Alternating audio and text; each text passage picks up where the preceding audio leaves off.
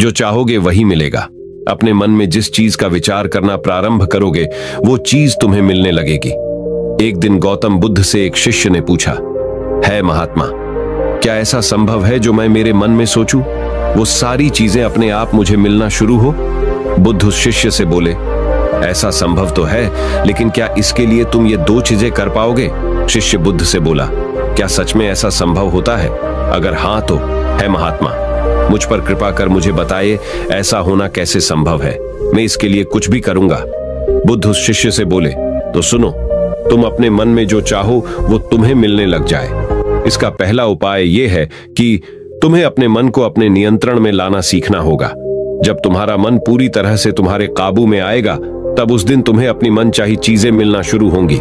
शिष्य बुद्ध से बोला, लेकिन गुरुजी, मन को वश में कैसे लाया जाता है और इस समस्या का दूसरा उपाय क्या है?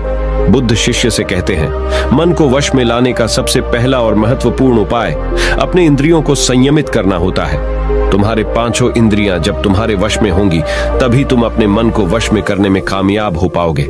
शिष्य कहता है गुरुदेव, आप कहते हो कि इंद्रियों को काबू में करने से हमारा मन हमारे काबू में आएगा और फिर जो मैं मेरे मन में सोचूं वो चीज मुझे मिलने लगेगी। लेकिन गुरुदेव, इंद्रियां तो मेरे काबू में है। मैं जैसे चाहूं वैसे अपने हाथों को, आंखों को या फिर पैरों को हिला सकता हूं, फिर मुझे जो चाहे वो चीजें क्यों नहीं मिल पाती? बुद्ध शिष्य से कहते हैं, बालक, तुम अपने पांचों इंद्रियों की क्रिया के बारे में अपने मन में विचार कर रहे हो, लेकिन अपने पांचों इंद्रियों को अपने काबू में रखने का असली अर्थ यह है कि तुम्हें किसी भी भौतिक चीज का मोह न रहना। जब मनुष्य के मन के अंदर अलग अलग प्रकार के मोह उत्पादित होते हैं तब उसका मन उन चीजों को देख दुखी होता है जिस वजह से वो व्यर्थ की चिंता में फंसता चला जाता है। वही जिस इंसान का मन अपने काबू में होता है, ऐसा व्यक्ति किसी भी प्रकार के मन के छलावे में न फंसकर अपने लक्ष्य की ओर अग्रसर होता है और वही व्यक्ति जीवन में आगे जाकर अपने लक्ष्य को पूरा कर जीवन में सफल बन पाता है। शिष्य कहता है महात्मा, मन को वश में करने का सही उपाय क्या है? किस प्रकार मैं अपने मन को अपने वश में ला सकूंगा? और गुरुदेव, दूसरा उपाय क्या है जिससे मैं अपनी मनचाही चीजों को पा सकता हूं? बुद्ध शिष्य से कहते हैं, तुम्हें अगर अपने मन को वश में करने का उपाय पता करना है तो तुम सामने दिख रहे पेड़ के नीचे 1 महीना हर दिन 2 घंटों के लिए मौन रहकर ध्यान करना। जैसे ही तुम्हारे इन 30 दिनों का सफर खत्म होगा वैसे ही तुम्हें अपने मन को काबू में करने का उपाय मिल जाएगा। जिस दिन तुम्हें अपने मन को काबू में करने का उपाय पूरी तरह झांत हो गया, उसी दिन से तुम अपने मन में जिस भी चीज का विचार करोगे वही चीज तुम्हें प्राप्त होना शुरू होगी। अगर तब तुम पैसे के बारे में या फिर संसार में मौजूदा किसी भी चीज के बारे में अपने मन में विचार करते हो तो वो विचार तुम्हें अपनी मनचाही चीज को प्राप्त करने में तुम्हारी मदद करेगा। पर इसके लिए तुम्हें अपने मन को वश में कर पाना अत्यंत जरूरी है। जब तुम अपने मन को वश में कर लोगे तभी मैं तुम्हें दूसरे उपाय के बारे में बताऊंगा। शिष्य बुद्ध को प्रणाम कर कहता है, ये तो काफी आसान कार्य है। 1 महीना ही क्या, मैं 1 साल तक 2 घंटे उस पेड़ के नीचे बैठ सकता हूँ। आप मुझे आज्ञा दे, कल से ही मैं ध्यान में बैठने के लिए तैयार हूँ। बुद्ध शिष्य से बोले, ठीक है, तुम पहले 30 दिन उस पेड़ के नीचे मौन रहकर ध्यान करके दिखा दो, फिर हम आगे बात करेंगे। उस शिष्य को लगता है, गुरुदेव ने तो मुझे बहुत ही आसान कार्य सौंपा है, इसे मैं आसानता पूर्वक कर सकता हूँ, इसमें कौन सी बड़ी बात है? 1 महीना पेड़ के नीचे ध्यान ही तो लगाना है, इसे मैं आसानी से कर सकता हूँ। शिष्य दूसरे दिन गौतम बुद्ध को प्रणाम कर उस पेड़ के नीचे मौन रूप से बैठ गया। 3-4 दिन तक ऐसे ही चलता रहा। शिष्य हर दिन बुद्ध के पास जाता, उनको प्रणाम करता और उस पेड़ के नीचे जाकर मौन रूप से ध्यान करना प्रारंभ करता। लेकिन जब छठे दिन रोज की तरह शिष्य उस पेड़ के नीचे बैठने जाता है तब उस समय उसका मन बेकाबू होने लगता है। उसके मन में अलग अलग चीजों के विचार आना शुरू होते हैं।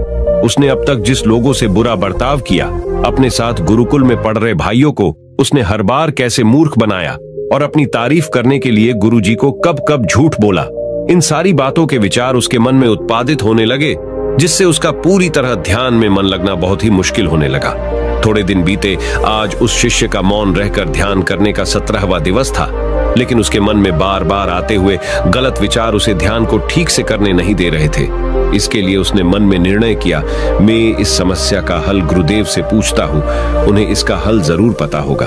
18वें दिन शिष्य के मुंह पर आ रहे भाव देखकर बुद्ध पहले ही समझ चुके थे कि आज ये सिर्फ प्रणाम करने नहीं अपितु किसी समस्या का हल पूछने आया है। शिष्य बुद्ध के पास जाता है और कहता है, हे महात्मा, आपके बताए अनुसार मैं हर रोज 17 दिनों से उस पेड़ के नीचे ध्यान लगाने बैठ जाता हूं। शुरुआती दिनों में मैं जब ध्यान लगाने बैठता था तब मेरा मन पूरी तरह लगता था, लेकिन अब उस पेड़ के नीचे जब मैं अपना ध्यान लगाने बैठ जाता हूं तब मेरा ध्यान अच्छे से नहीं लग पाता। मेरे मन में अलग अलग प्रकार के विचार आते हैं। जो विचार मुझे आते हैं उनके बारे में सोचकर मुझे अपनी सोच के ऊपर गुस्सा आने लगता है। मैंने अपने गुरु भाइयों के साथ कितना गलत किया, कितनी ही बार मैंने आपसे प्रशंसा के खातिर झूठ बोला। इन सभी गलतर विचार मुझे अंदर से ही मैं अब तक कितना गलत था इस बात को उजागर करते हैं, जिस वजह से मेरा ध्यान पर मन लगना। तो दूर में ध्यान करते समय इन्हीं विचारों से झुंझता रहता हूं। हे महात्मा, मुझ पर कृपा करें और मुझे इन गलत विचारों को अपने मन से पूरी तरह खत्म करने में सहायता कीजिए। बुद्ध शिष्य से कहते हैं, तुम्हें जब मैंने पहले दिन मौन रहकर पेड़ के नीचे बैठने के लिए कहा था तब तुम्हारे मन में किसी भी प्रकार के विचार नहीं आ रहे थे, लेकिन अब 18 दिन बीतने के बाद तुम्हारे मन में अपनी गलतियों के विचार उत्पादित हो चुके, जिसका कारण एक ही है। जब तुम अपने गुरु भाइयों के साथ मस्ती करते थे और सबको अपनी तारीफ करने के लिए झूठी कहानियां सुनाते थे, तब तुम शांत रह अपने मन से बातें न कर पूरे दिन गुरु भाइयों के सामने बढ़ावा करने में समय व्यतीत करते थे।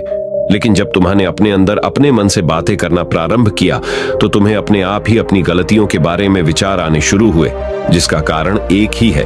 व्यक्ति अपने आप से किसी भी सवाल को पूछता नहीं है। लोग शांत रहकर खुद से बात करना पसंद नहीं करते और दूसरों से अपनी समस्याओं का हल पूछकर उदास होते हैं। जब इंसान अपनी किसी भी प्रकार की समस्या का हल शांत रहकर अपने आप से पूछता है, तब उस वक्त उस व्यक्ति की बुद्धि खुद ब खुद उस समस्या को हल करने का रास्ता उस इंसान को बताना शुरू करती है। जब तुम अपने आप से बातें करना प्रारंभ करते हो तब तुम्हें खुद की अच्छाइयां और बुराइयां दोनों दिखना शुरू होती है, जिसका फायदा तुम्हें भविष्य में होना शुरू होता है।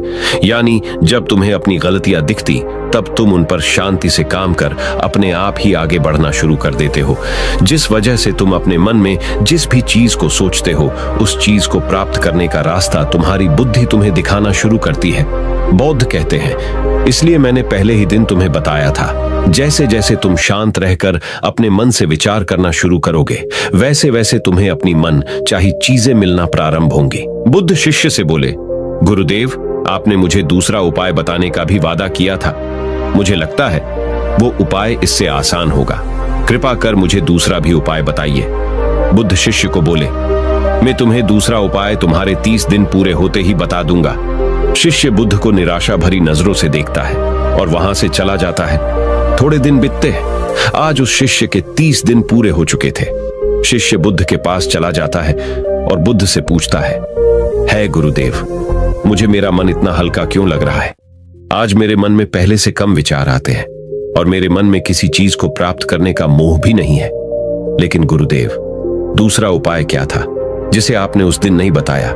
बुद्ध शिष्य से कहते हैं, दूसरा उपाय था ही नहीं, बस मैंने तुम्हें इसलिए दूसरे उपाय के बारे में बताया था क्योंकि तुम ध्यान के इस 30 दिन में भटक न जाओ। तुम अपने ध्यान के इन दिनों पूरी तरह से खत्म कर पाओ, जिससे तुम्हें अपने अंदर की आवाज को पहचानने में मदद हो और तुम जान सको कि ऐसा संभव जरूर है कि जो तुम चाहो वो तुम्हें मिल सकता है।